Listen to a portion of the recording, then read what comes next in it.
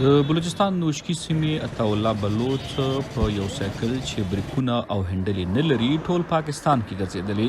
نوموړی د روان کال په اګست میاشت کې له کوټې روان شو او په 25 سپټمبر یې په اسلام آباد کې خپل سفر پای ته ورسوه.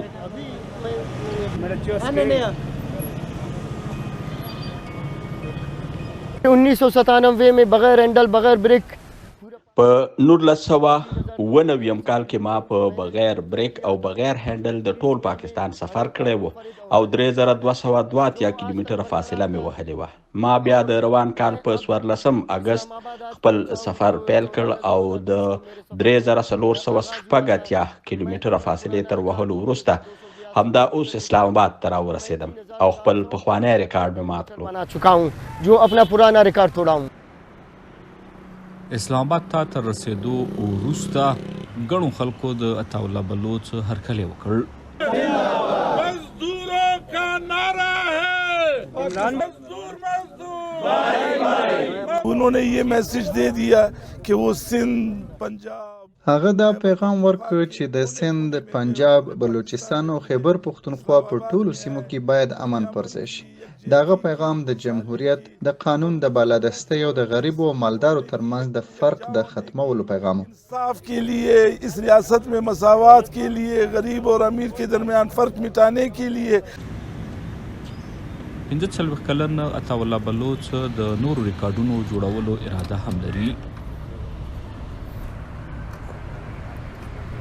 मेरे साथ और कुछ और भी ما ته د سایکل چلولو ځینې نورې طریقې هم راځي چې زه پرې نړیوال ریکارډ جوړولی شم. لکه زه په سایکل 19 ماشومان کېنولی شم. زما په خیال نړۍ کې د 19 ماشومانو ریکارډ دی او زه دغه ریکارډ ماتول غواړم او په شا تر 100 کیلومتره پورې د سایکل چلولو ریکارډ هم جوړول غواړم. ये भी रिकॉर्ड इंशाल्लाह मैं कायम करना चाहता हूँ.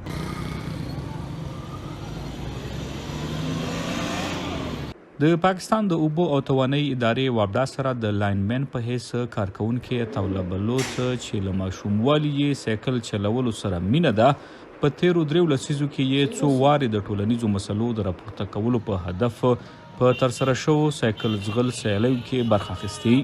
هغه په پرله پسې توګه همدغه سایکل استعمالوي کوم چې د په خبره په 1995 کال کې خپل یو مذهبي لارښود ورکړی و.